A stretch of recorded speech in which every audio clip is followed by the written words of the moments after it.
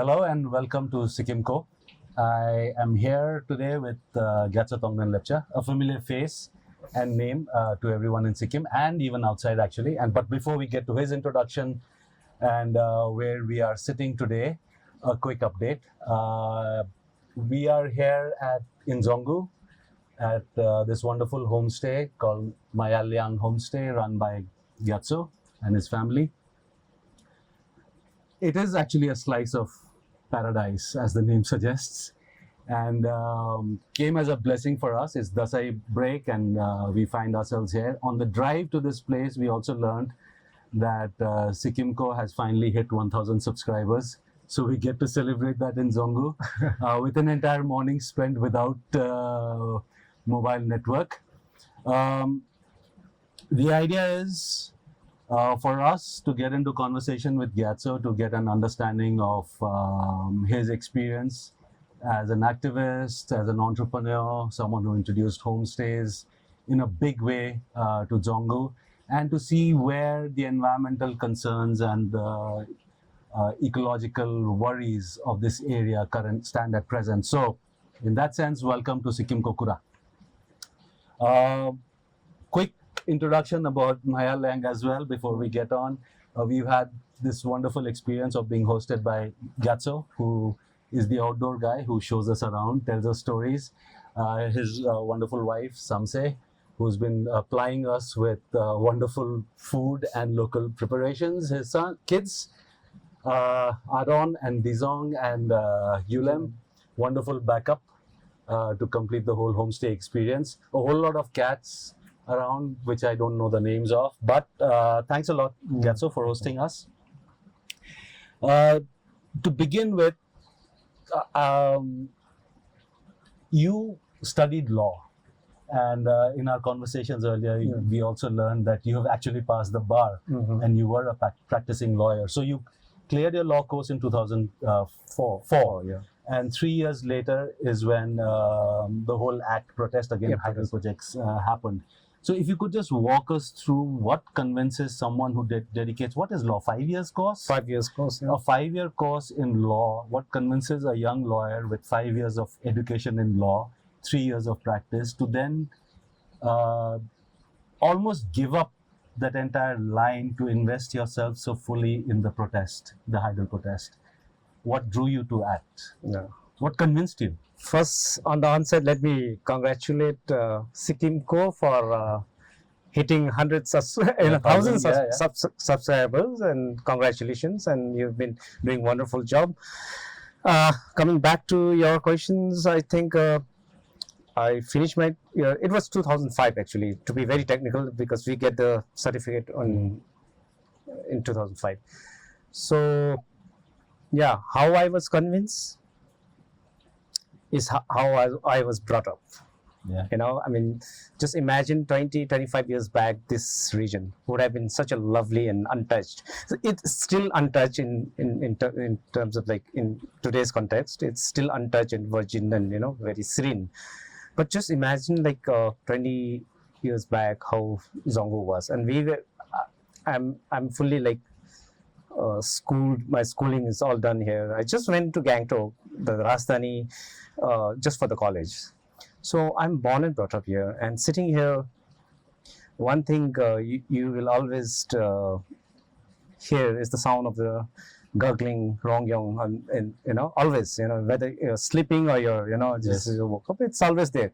So I think this whole the nature is always around us, and not just around us, it's in my body.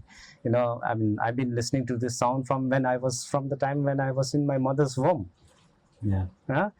So, you know, even if today, if I'm in Gangtok, if I have to go to Gangtok for 1 or 2 days, it's fine. But after, you know, 2-3 days, I will start missing something. And that's the sound of the river. So I think it didn't took much effort or took much time for us, to me at least, to understand the, you know, the seriousness of the dam which will come, which will destroy the whole you know, flow of the river. So I think this was more of very spiritual, and at the same time, your connection with the nature, with the river. So it didn't took much time. Of course, it was a big call to shut down the book, just forget about the career. That was like prime age, like you just finished law and practicing, and then you come from a very remote region where hardly there are people who has done law or something like that. It was a big ask, but it wasn't that difficult to know what you are doing, what you have chosen in life. Yeah, because I'm just thinking. So what? When did, like, just to get these things clear? So you act, obviously the hunger strike happens in 2007. Yeah, sure. They had been taking out rallies, holding press conferences, and these points were happening for much earlier than that. So when did you become part of it? Are you part of the founder member club, or did you get in? It's like because you were really young at that time, right? True. So when is it that you entered? If I have to name, there were a few people like Mr. Gyatso Lepcha, who has been like mentor, my father's friend. So so he's my neighbor also. So he was always there as a family member.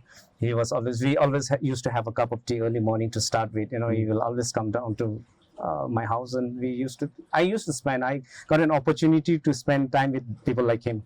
And of course, there is Tshering Lepcha from Chungthang, so, and Tenzing from Mangan, and Dawa Lepcha and Dawa. So these were a group of people who knew what was going to happen or what was on the pipeline to the region, to the Sikkim in general. So they were one who were moving around actually, and trying to meet the younger people. And we happened to be in Gangtok, and we were like college students going to be graduates soon.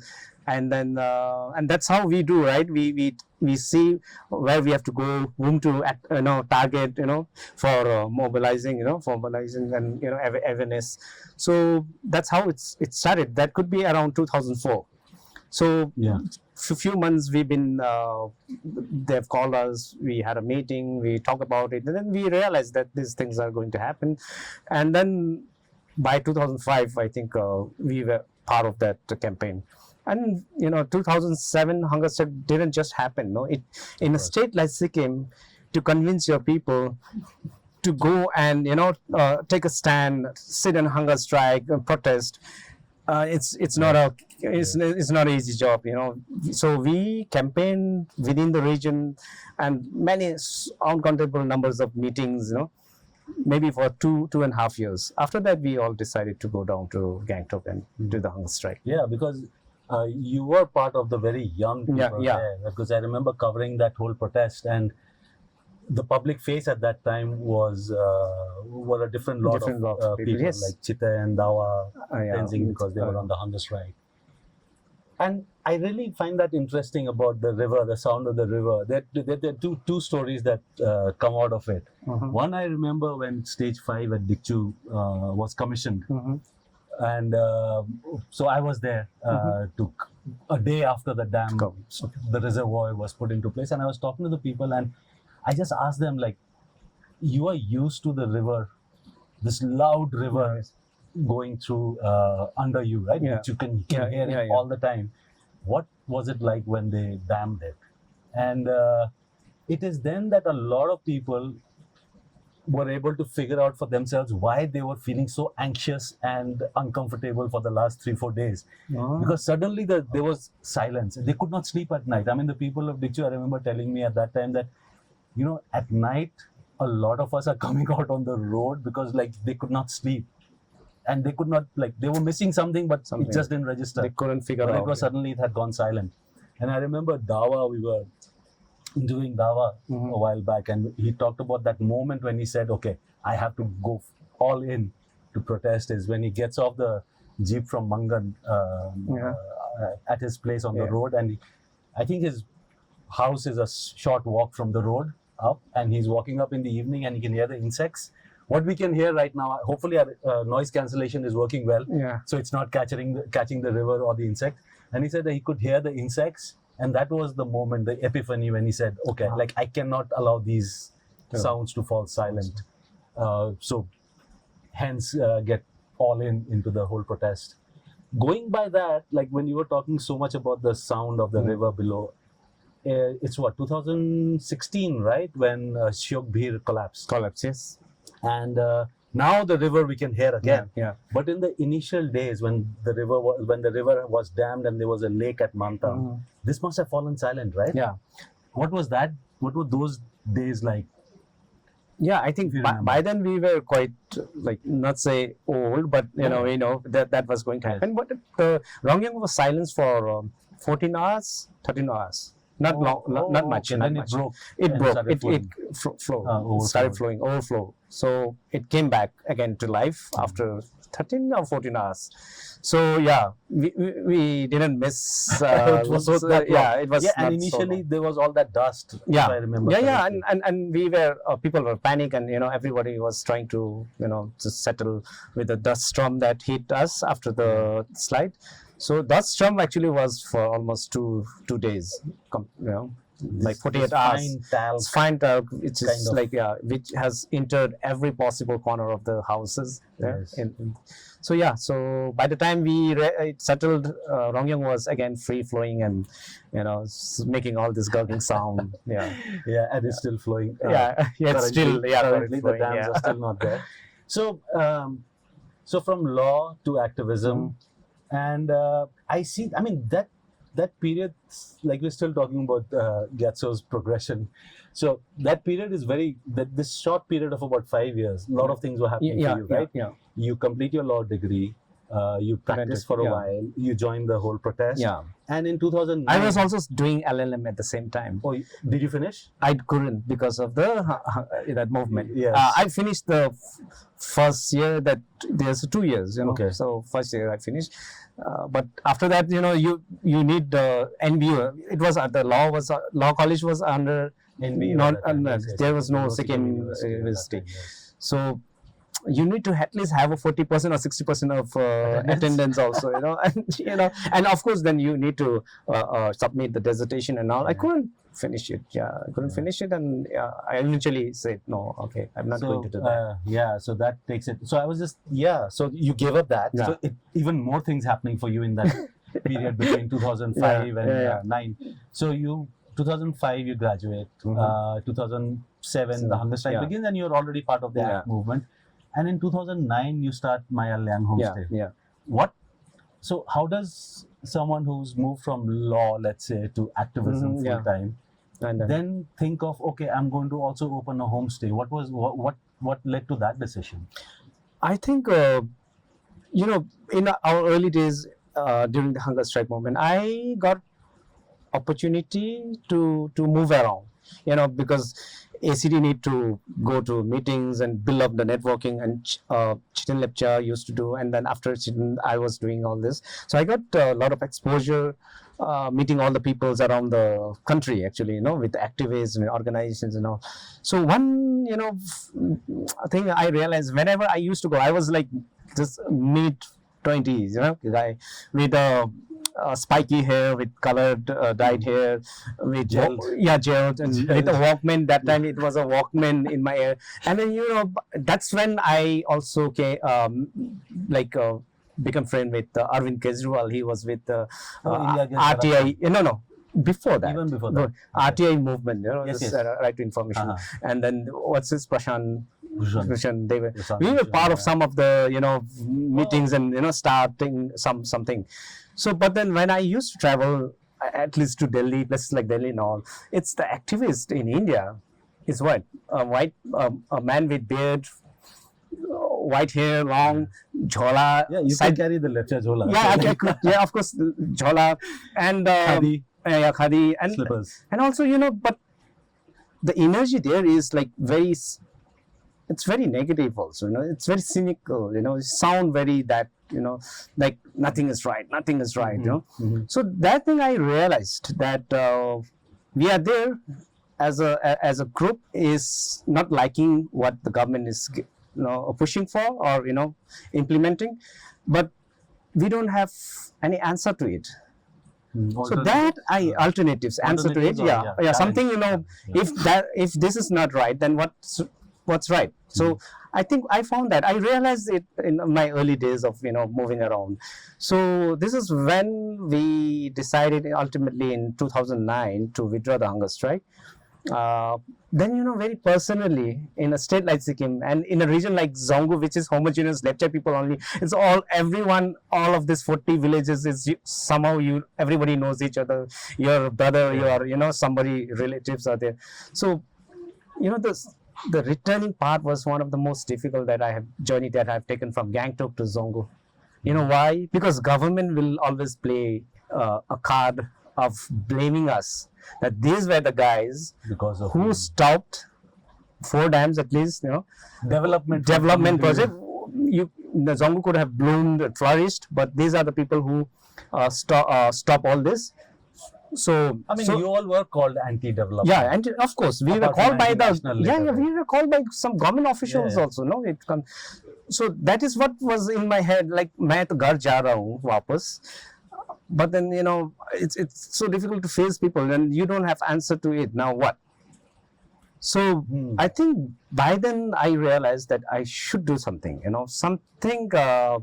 Because I could have easily stay there and start practicing again and make my little living there only, but I took it as a challenge, and that's something like you can't protest development all the time unless you come up with alternatives.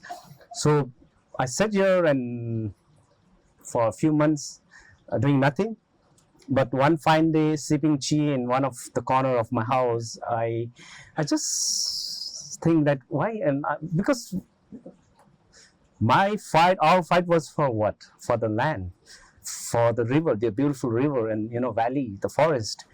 And I think this whole idea of homestay in India was started when people started talking initially.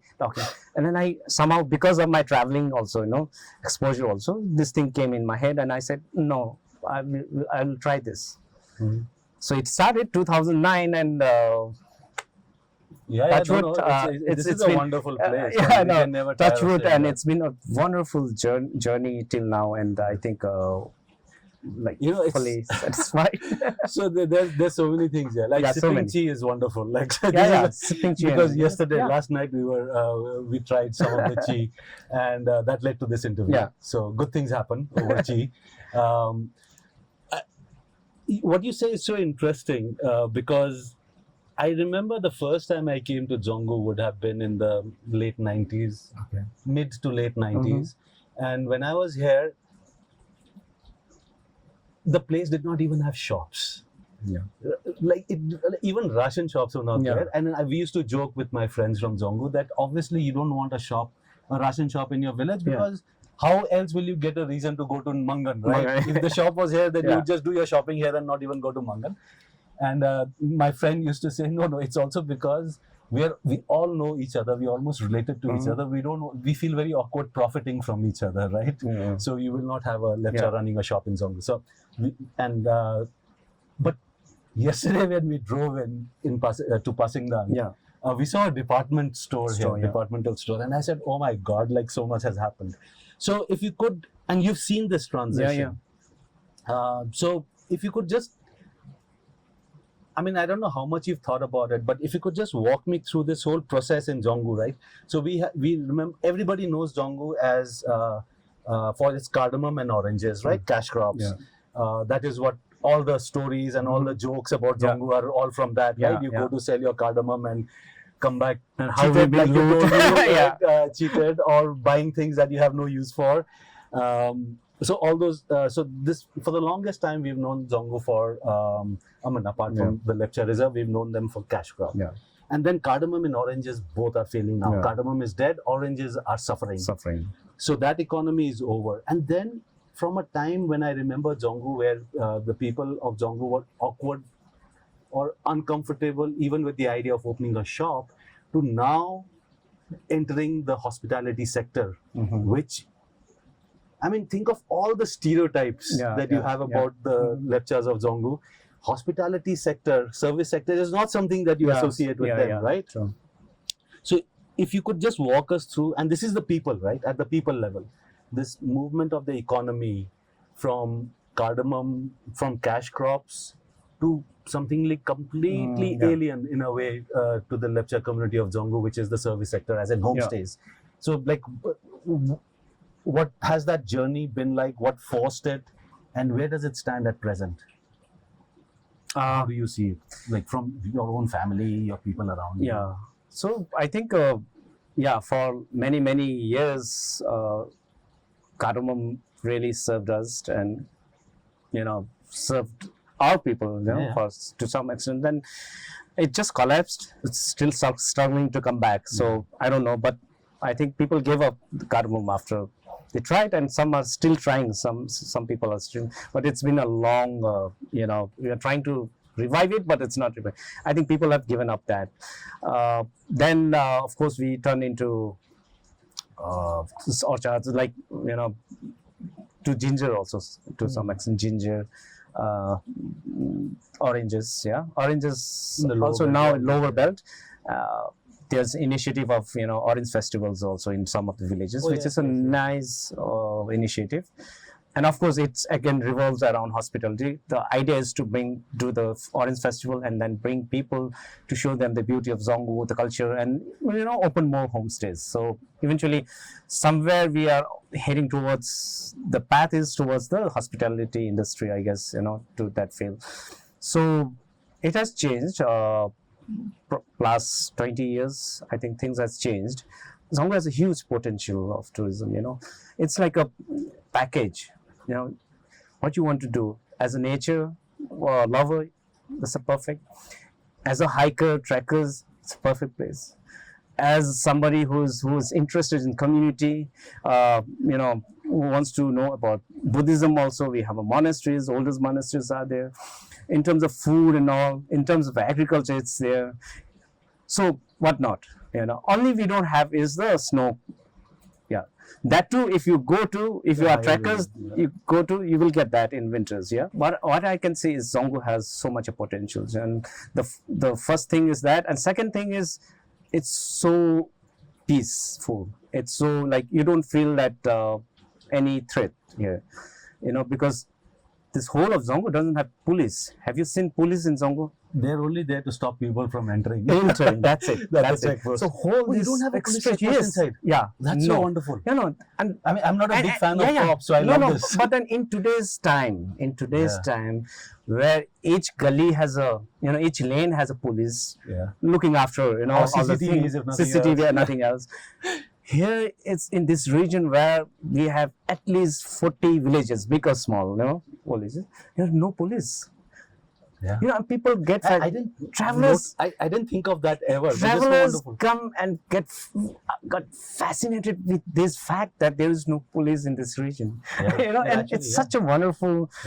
It also, and that shows how people are living in peace and harmony, right? Helping each other, taking care of each other.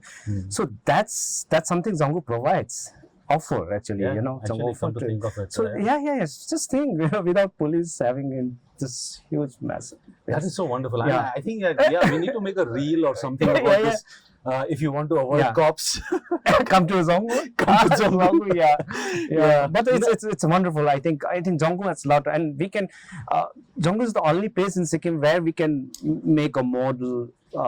Even if we want to do a tourism, what kind of tourism we can, because it's the plus point or pros and cons. Like pros is like it's a homogeneous society community, so a lot of things is common, right?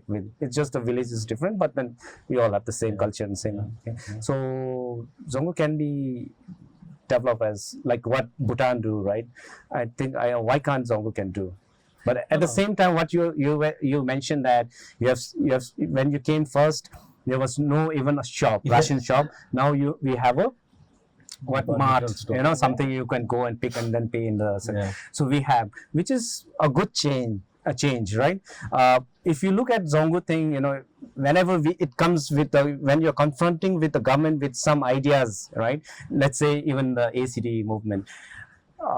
they picked you, and then they always give put you in scan you, saying that Dzongu mein ye karna nahi hai, these people can't enter, you cannot do this, and always there's a reference of 3069 notification which barred other people to come and do business. Settle. But then with that, we are not allowed to have our cafe here, like open a cafe or something like we are not allowed to sell rum and beer inside Dzongu. Really? Yeah.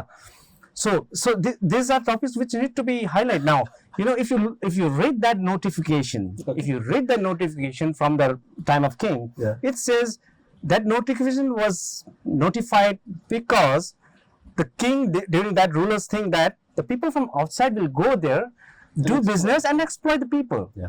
But today, same notification is used for us not to move forward, progress. And this is something we need to bring out.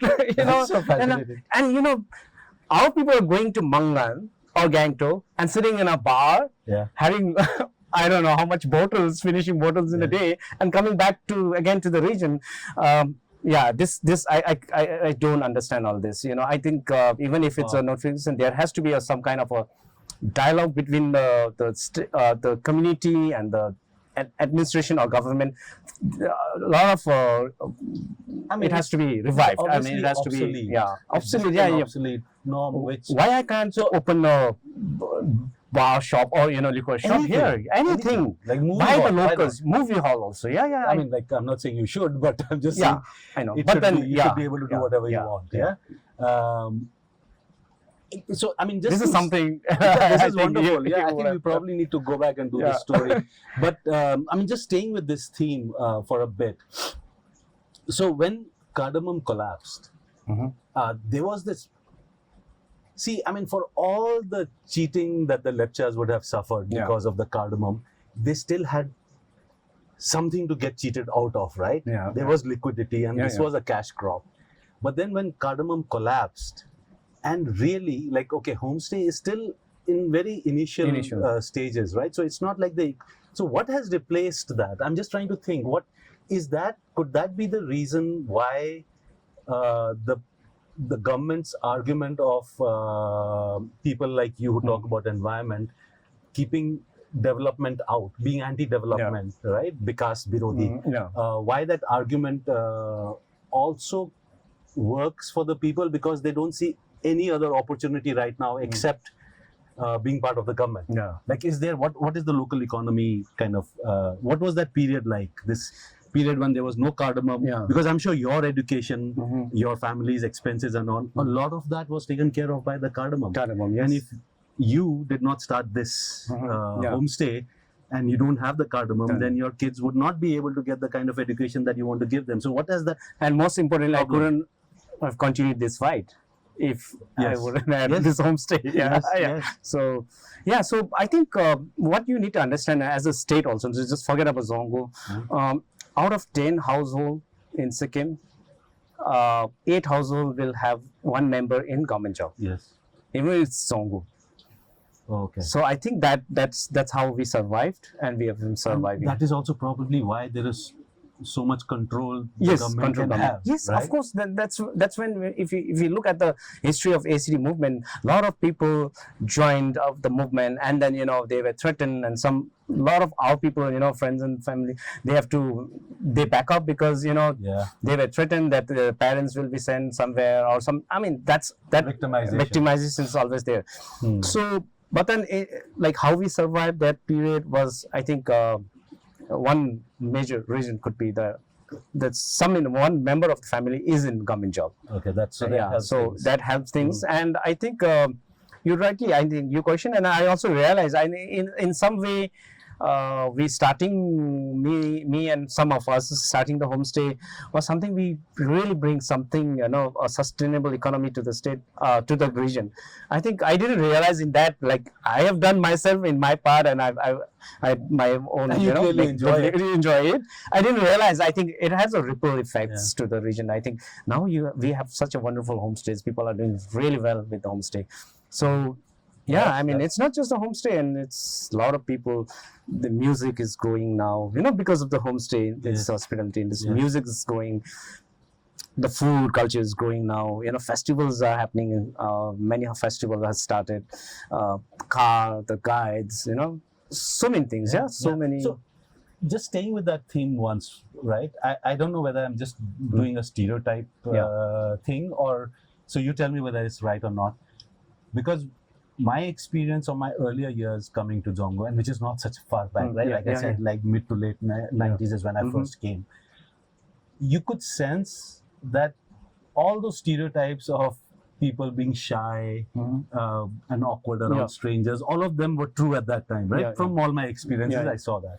So how difficult was it for you and others who tried this out to, for example, convince your parents, let's do homestay? Because imagine if you're awkward with strangers, then opening your house to to a guests. stranger. So, like, how was that? Like, was it difficult, or did it take a lot of convincing, or was it like you showed them it could be done and then they came on board? Like, just if you have some stories to I tell mean, from that. I've been very lucky in many things in my life, starting from living my studies, my law and practicing, and turning into, getting into the activism. Especially my parents has been like rock solid. And mind you, they are also government servant. Okay, so the day my mother got the transfer. Oh, so she also got one. Yeah, of course, Where my did they send father. her? Tell me where they send it. My mom was sent to is Sikkim near Pakyong, Mamring. From here? From here. She's a small. She was a primary school teacher. She was here only. Whole her life she was here, and that by that time she was also very senior citizen. My father was sent to Sombare, Dharamden, West Sikkim, completely like. So I was usually in this case you are worried, right? Because I had a lot of guilt that at that age, and then because I was then totally into movement, and I was in Gangtok. My base was in Gangtok. And they were here who was doing their little job, going to government duty and taking care of the houses and society. I mean, in village you have a lot of social obligations. They were the one who was doing what I was supposed to be doing. They were doing, and then on top of that, then they are victimized. I was expecting my mother to call me and say that I've been, like I don't want to go to Mamreng. Yeah. So I think that was some kind of a very being again, we are emotional people. I think my mother never said, "Oh, don't do this." Wow. She happily went. I was the one, because we didn't have car, so we asked somebody, reserve someone's car. I came here to tie the beddings or whatever for her and take her to the place. She has never been outside her home in her life to work in her lifetime, and just to take her to there. My mom didn't say anything. She was like, keep on going, what's happening with the thing. She said one day people will realize, you just keep on doing that, and that just push you to that level. And even my father, and the next transfer was my father. After a month, then again I have to go with father on a jeep, from Jorthang, and you stop in Jorthang and again place it to another car, with bearings. But my parents have been such a wonderful, beautiful souls, and I think I mean, it's wonderful that they supported. I'm just trying to think the kind of pressure that puts you under. Yeah. Because like if your parents have sacrificed too and much, not asked you to back out, and now then your responsibility to the movement is all that more stronger. So how, did that play a role? Like why you cannot step away? Yeah. So if you look at those, I think one reason could be there. After the hunger strike, most of our friends, justified, took a gap, and still in gap. And I think just few of us are there, the older faces. So it's been hunger strike is like 12 years, 14, 15 years back. Yeah. So we are still active.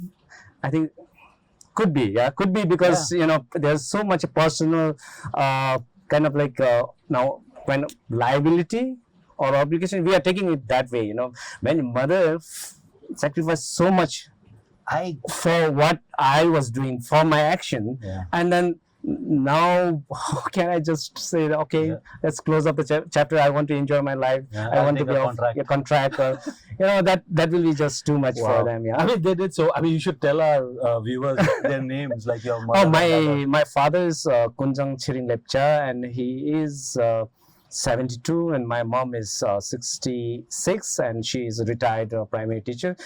Now they have moved to my ancestral property, their ancestral house, and they are enjoying farming. They do their own farming, and of course, my mother, till today, she says, whenever we have a meetings or rallies, she says, "You are not taking me in. Now I can go open also." So it's wonderful. It's wonderful. I think you have to be chosen one. You have to be lucky one to have this kind of family. Truly. I think next time we have to come and interview your mom. And absolutely. People say that, how can you do this? And I think they deserve some kind of. I did not grow up in the village. I cannot recognize plants and rivers and things like that. So whenever I used to hear people talk about environment and ecology, I would, like, in the back of my mind, be kind of cynical and suspicious because, like, I used to think that this is such a, no one has that real connection, I used to feel, to nature, right? And city people will not. So what has been your parents? Now, it's not like they'll sit you down and they'll teach you these things, right? That this is the river, worship it, that's like special or things like that. But what is, like, let's say, like, how do they view at what you achieved as an activist, like, or ACT? I mean, not you personally, but what ACT stood for and what they've achieved, and what do they want, let's say, from their grandchildren going forward, like, if they have a concept of that. I think you should have an interview with them for this. But then I think they are, the first thing is they are happy. Yeah, they are happy. And what we have seen over this last 10 years, all the disaster that is happening, I think that also make them kind of like not happy, but then they know that what we have done is something, was truly, like, it was something we were aware of it, we foreseen all this, and it's kind of like validate what we have done past many years. So it's like you have done something, but कुछ भी तो नहीं हुआ क्या तुम लोग का कुछ भी ऐसे तो अभी तो it's validated, right? All dam collapse and this all disaster happening, everything is happening now. It is, I mean, like, this is, I think, what it is called in design concepts, proof of concept. That here is the evidence that everything that the Vikas Virodhi people were saying can actually come true. So that is, that is that we get. Because I also noticed something. I'm not big on social media, but I remember when the GLOF happened and the dam went. And I think even when Shiokbir collapsed, I think it was your video that came out first. You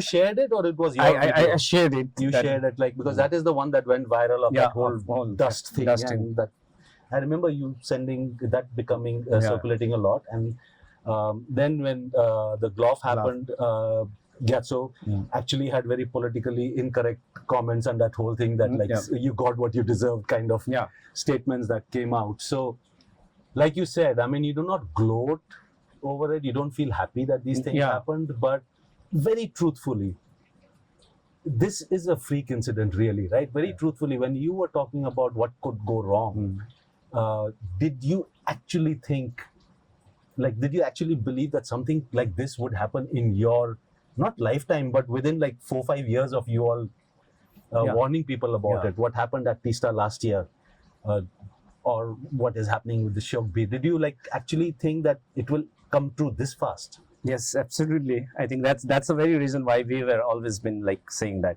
we knew this was going to happen. And also, going back to the first question, how you were convinced.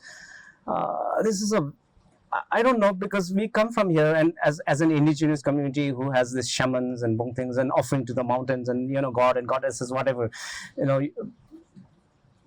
we believe nature, because these are the things which support life, right?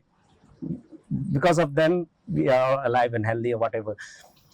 The problem with us, the humans, are we think that they don't understand us. I think nature understands. They communicate with us. I say honestly, I communicate with them. I know what's happening, and they know what our action, what we are doing. And these are nothing. The past 10 to 15 years of environmental crisis that's going on. It's not. It's their answer. They're responding to what we have done. I think we have to take. River is not just a water flowing as to. It's coming down, feeding us millions down, and it has to reach the sea, and it has to again come back. It's a cycle, right? So every one of us are in the same cycle, and we can't undermine that. They don't understand. They communicate with us, and we have to communicate with them. Yeah, because I mean, just going back to one of the previous questions, when we talked about Dzongu's transition from cash crops, government service, that yes. gap, government service to now the hospitality sector. For the government, I mean, if you go back to history, one extreme way of looking at it is if you go back to history, Dzongu was given to a queen as dowry, right? So it is not the territory, but the taxes that are collected that go as dowry there. So it's resource harvesting in a way, right? And then you look at the government looking at Dzongu now, or for the last 20 years, they were also looking at it as a resource to harvest, a place to harvest resources from in the form of hydel projects. What has that experience been? I mean, we've seen the dams collapse, we've seen the projects stalled and all that, but for the people, what has this engagement with this big mega scale? Because this time the hydel projects are big ticket, big money projects, right? That is the scale of movement of machinery, money, and men that Dzongu had not seen in the past, right? So what was that experience like, since you were in the, protesting it also? So for the people, what was that interaction the initial years like, with so much money coming in by way of land acquisition, and then so many work did happen, right? The tunneling and the machines and things like that. So I mean, our people never seen such a big amount of money in their lifetime. All of a sudden, this with the Himagiri projects, they got Panam project, and it's Himagiri is the developer. So some of them got maybe 30 lakhs. I mean, 30 lakhs 15 years back in Dzongu, the person who has never seen 30,000 has got 30 lakhs, 60 lakhs, I think, some 80 lakhs. They got mad. Of course, that's why our people doesn't have money now, because the bank, our people know, for our people, bank is Sirani, pillow. Oh, okay. So you have money. Sirwani, like no. Which branch is in Sirwani? No, it's the pillow that you put money in that, or behind the thing, or maybe in the Baksa and all. That's the bank for us. We don't have, this. So once you get all the check, and then you bring cash, and then slowly, then when you have money, you have relatives, right? You have friends. So some will ask that I want to buy one car. Just borrow me 1 lakh. So it just thin air, it just got lost within few months. Money is gone. And then if you look at the compensation, it was our people land were sold at the price of, in today's time, less than price of tomatoes and potatoes.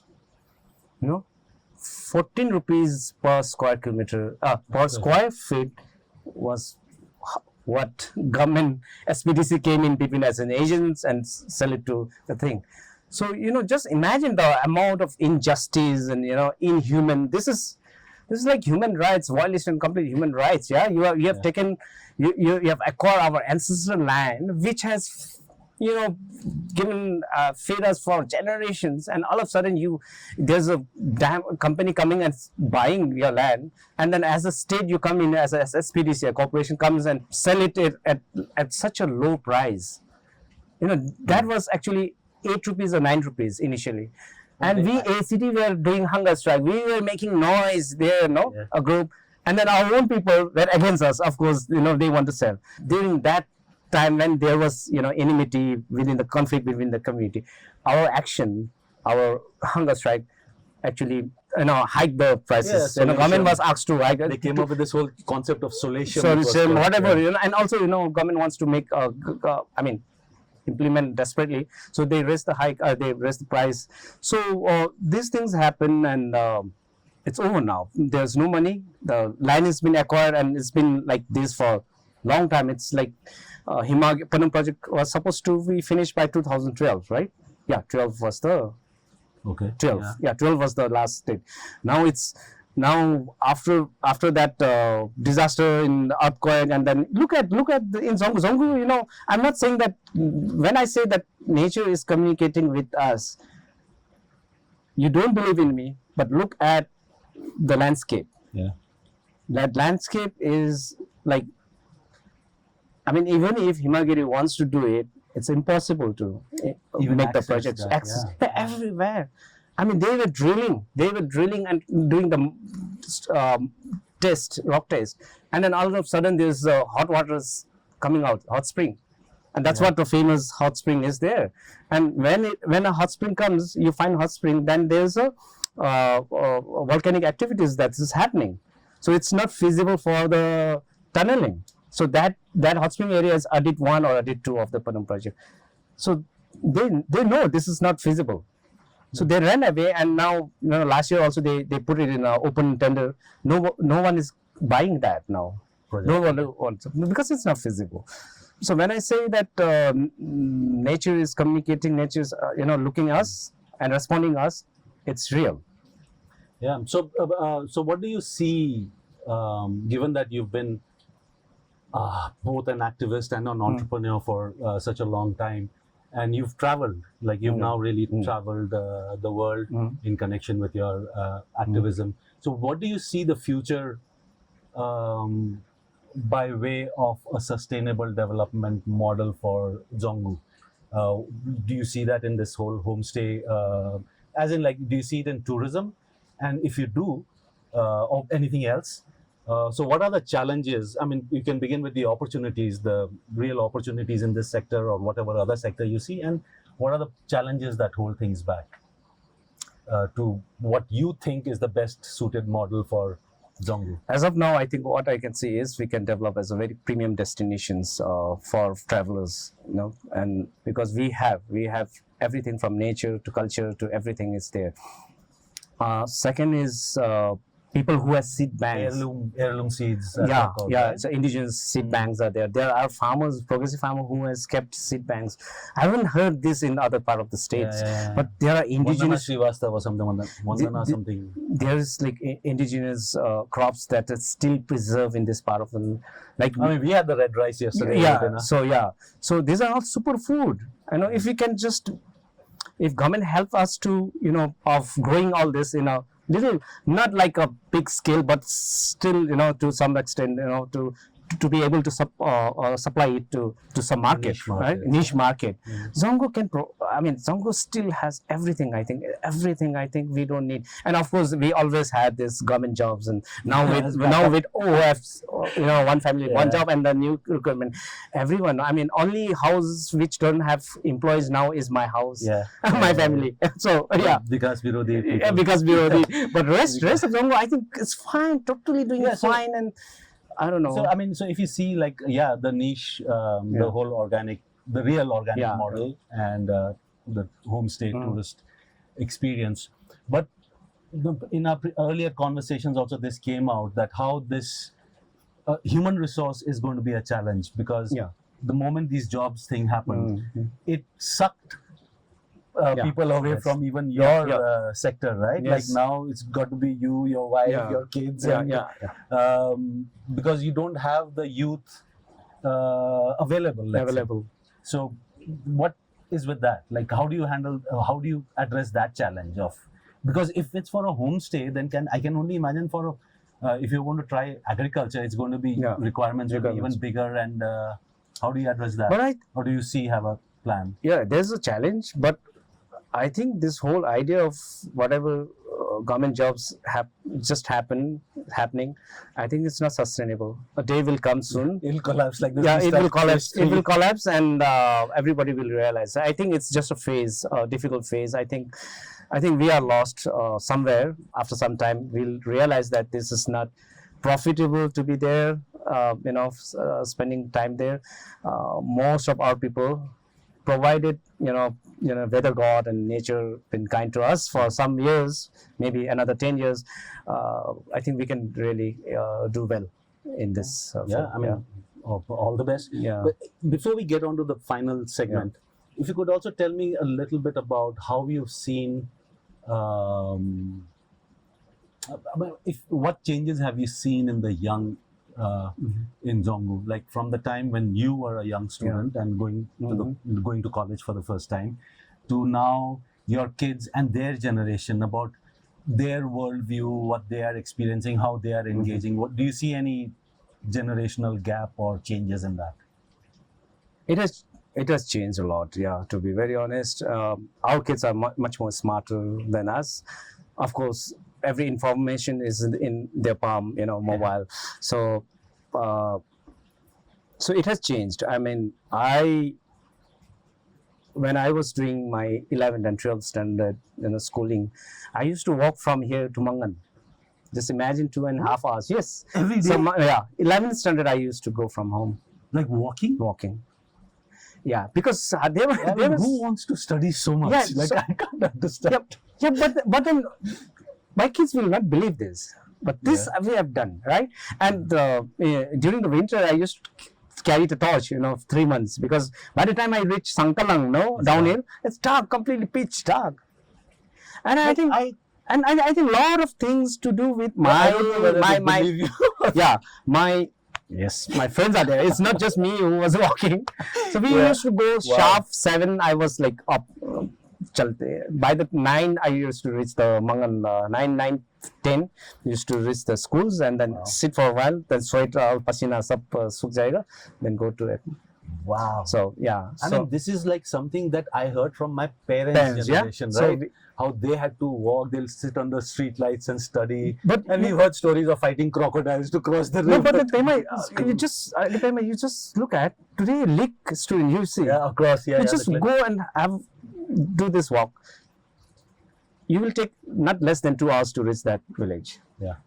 It is So like... even now, 2024, people are doing this. yes. So, yeah, I mean, now you've But triggered this really that's so interesting... beautiful. Yeah, I mean, it is wonderful. some of my passion for river actually come because when I used to walk till Mangan, till Sankalang, this Rongyang used to be my friend, company, yeah. On the side of Rongyang, you are walking all day. You're all young age where, you get influenced, you get, thing. So, Yeah, I mean, so, you've triggered this, something that I've always wondered about, and given what you did to get an education, it becomes interesting. So they'd done this kind of very short survey, some friends of mine from university had done in Gangtok. They were just talking to parents from very underprivileged backgrounds on why they send their kids to school.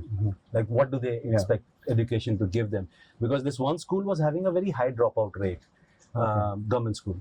And that was because on the way to the school was this, where they would wash taxis. Right? So these boys in their 13, 14-year-old boys walking to school would just stop there and wash the cars and make some pocket money. So all the parents who believed that the school was somewhere where they could go and get a job. Now, if the child got a job washing cars and then becomes a driver, then the purpose is served. So, but you walked like 2 hours one way, 2.5 hours one way to go to school. coming down was little like quick water. one. I mean, you're young, but it's still something, right? To do it day in, day out. So, I know that when you're that young, you don't think that clearly. It could very well be because everyone is going to school. You're also going to school. But that effort, like, does that, because I never had to make that kind of effort to go to school. So does that really, I don't know, what convinced you that I need to get an education? For instance, right? Do this 2 hour, 4, 5 hours walking to school. and to get an education. And what you managed to do in Gangtok was also special, right? Yeah. Very few kids Yeah. complete a 5-year course like Yeah. and do that. So you think, I don't know how to word it, but this whole first, does that increase your respect for the education you received, or was it just routine, or what is it that when, for instance, like when now you have Higyatang is a senior secondary Senior school now? secondary, yeah. Which was not That's obviously only- the case earlier, Of course, right? not earlier. So when that becomes a senior secondary school, I guess people like you recognize how special that is, Yeah, of course. right? So if you could just tell me about like what goes through a 16-year-old's mind when they have to walk 5 hours to school. Like, what are you expecting Well, the school to give you? I think looking back, we thoroughly enjoyed it. And, you know, in today's time, I have a car today. Yeah. When I drive, I never give lifts to students. You should walk like I did. No, it's not. The idea is let's come to this thing. Idea is, in today's time, what is missing is the conversation. Okay, I recall the conversation that we had on the way with the friends, walking all the way. What you did today? Ghar mein kya chal raha hai? Kya ho raha hai? You know, such a beautiful, and this is what connection, human connection is lost today. Yeah. Then I never give leave to somebody walking, the student walking back to the home, unless it's raining. So sometimes my wife says, give them leave. But if it's a nice weather and then it's just nearby, they are in a group, I said, let them walk. Because that's where you socialize, you know about each other's times, right? Kya ghar mein kya ho raha hai, mera to ye ho raha hai, wo ho raha hai. It's good things and bad things. I think this is what we are missing in today's time, and I wish everybody can have this kind of time. Yeah, Yeah. now that you mentioned, yes, I think I should cancel the bus for my kids and tell them to walk to school now with their Well, friends. that will be great No, if you I've can never do that. looked at that way. I've Yeah. heard a lot of friends. I mean, I think Tshering also mentioned many times about they might not remember so much about what happened Yeah. in school, but they remember these moments With friends and what they did, conversation, all the naughty the things, badmashi all the that good they did on things, the yeah. way and all. Yeah. Yeah, those are memories. Any friends, anyone who's still a friend from those walks? Yeah, Mr. Mayal Lyang is there. He runs a ration home- shop oh, there. okay. There. So he was somebody who One of the guys you walked out. Yeah. We walked a I lot, can yeah. imagine what kind of bonding that can lead to. Yeah. So, that's so that explains. So it is not the school, it's the company that made you. Yeah. And also my grandfather was a founder of schools in Lingtem. So Mr. Lepcha was like the senior most politicians in the region. Yeah. So he was the student of my grandfather. So I think education was there. So when you kind say of your like- grandfather started the school, he taught. Yeah, he He taught. opened and He- taught yeah, the school. Yeah. Oh, wow. So I think education was there in a bit in the family also. My grandfather used to write in 5 languages. Read and write, okay? Uh-huh. I have these books: Tibetan, Lepcha, Hindi, English. Wow. 4, and then one more. There's one more. I don't know. Yeah, probably. Nepali also. Oh, Nepal. Yeah. Oh, yeah. So How many do you I How just do you manage? I write English and manage Lepcha a little bit. That's Right. it. We come to the final question. Mhm. We talked about your journey and all these experiences. A lot of people look at your activism and they think that ACT is now defunct, right? Because we don't see ACT in the news really, right? Like occasionally they'll send a press release, but we don't see ACT engaging in the public domain much. So if on a final note, you could tell us, where does ACT, No, Affected Citizens of I think Krista, absolutely currently this is stands? absolutely wrong. I mean, this is wrong. I mean, if somebody is really interested in what we have been doing, I think knows that what we have been doing past many years. Stage 4, which is like every time, Gram Sabha was held and government was pushing for Gram Sabha. All this Gram Sabha has rejected this Forest Right Gram Sabha under 2006 Act, Yes, yeah. right? The So, Dzongu Bell. Dzongu Bell, all has of rejected, yeah. But it's been repeatedly, they have been pushing it, and then repeatedly we have been rejecting. And to do this, you require a lot of time and campaign. Okay, so it's just that we are not in Gangtok doing hunger strike. Yeah. But then I think the post-hunger strike is more about empowering, coming back to the people, and then defending it right at the from the region, from the village itself. I think. So we have been doing this and many things. Yeah, I mean there were rally happened by the pro groups. You know, if you remember.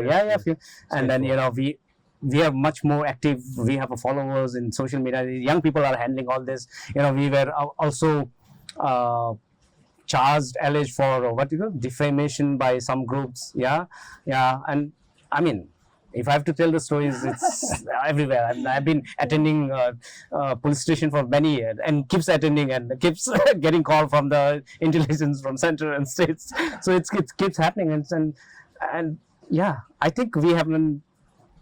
I mean, at least I haven't slept a single night. At least having one moment in a day discussing about this stage 4 and all. So same goes with all of our friends and yeah. So thanks a lot, because now I think the battery will just explode on. So this was wonderful. This conversation was wonderful. Hopefully we'll continue and come and meet your parents also one day. And thanks a lot for hosting us. It's pleasure. It's pleasure, and please welcome back. I mean, come back again. Yes, we'll looking forward for you. Definitely. Thank you. Thanks, sir.